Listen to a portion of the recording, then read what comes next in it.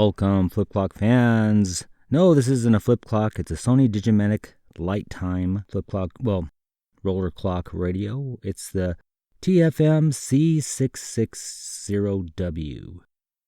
Now, this thing came out in 1973, 1974. It was in advertisements. The light time indicates that it'll shine in any light, according to the advertisements.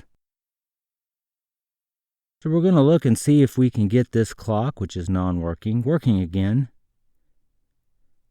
I've already taken the knobs off here.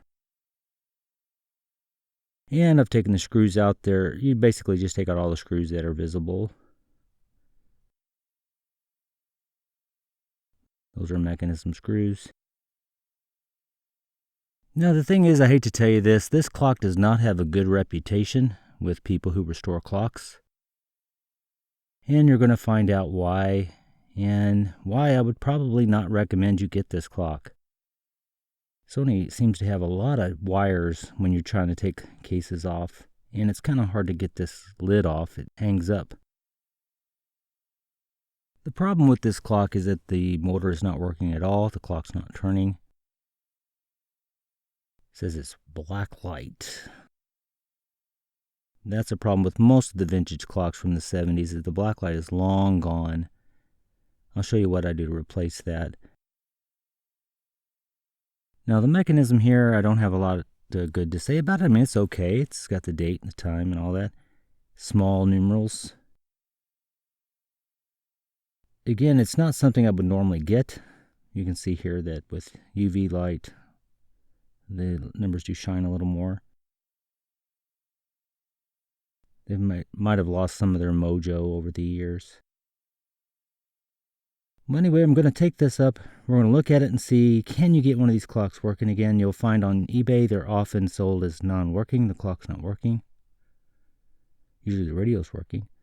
Okay, so I've taken that case off, and then there's two screws here to take the field coil off. You kind of give that a push there. The little can remains. That seems to be in good shape. And you'll see that there's a little frame there that's got to come off. It kind of holds it in place there. And we've got a pretty big gear there.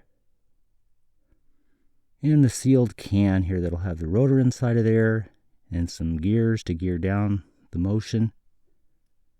And this is what fails. Now, long story short, I tried to lubricate this to try to get it going, and it was no go.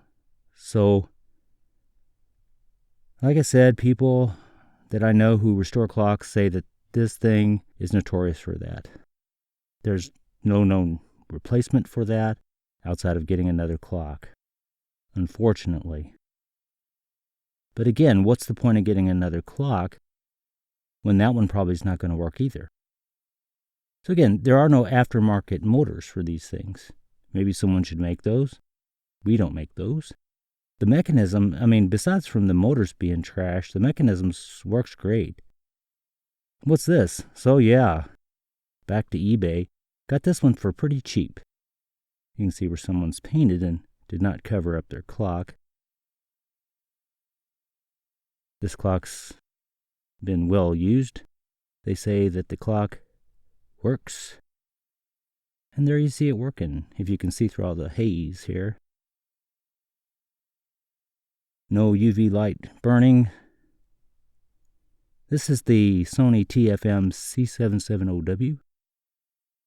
It's the wood-cased version. Now, it's actually real wood, which I was surprised. I didn't think that was real wood.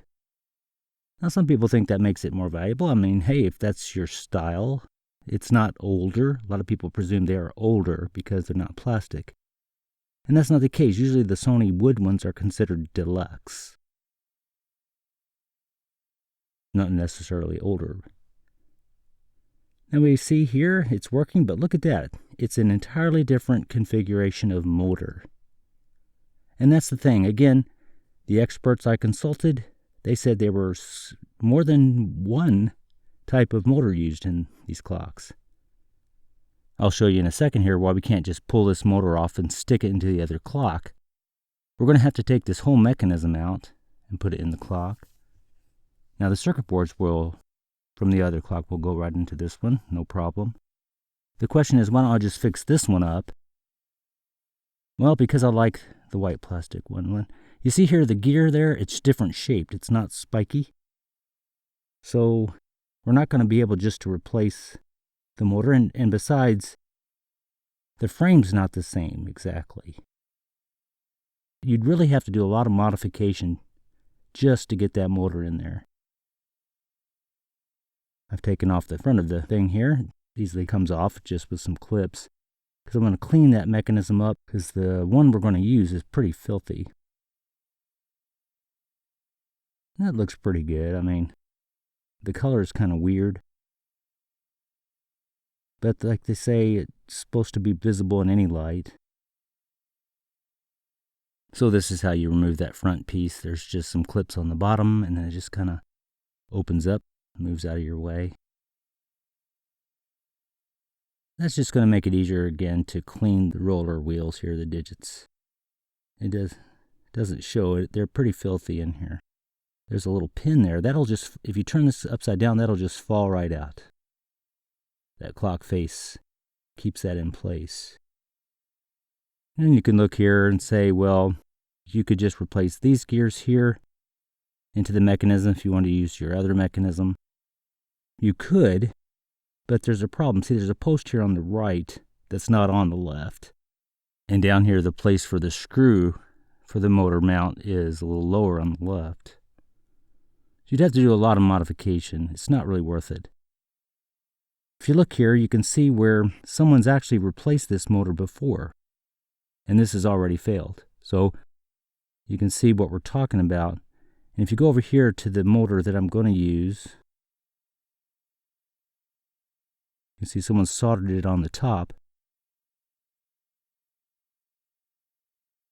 And you turn it over, you can see that they just clipped the wires that were on the original motor and just made it easier. They just soldered it on the top. So both of these clocks have had to have their motors replaced.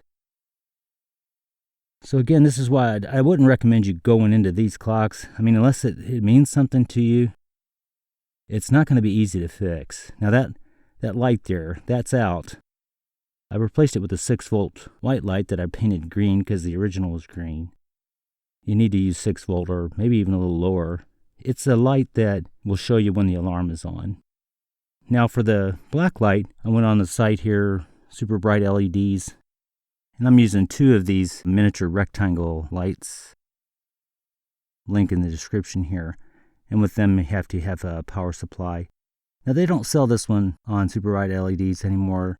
They'll only sell the APV 12-12, which gets you 12 volts, and it has higher rating on the ampage, which is probably safer anyway. But this one here actually works fine for 2 of the bar lights here.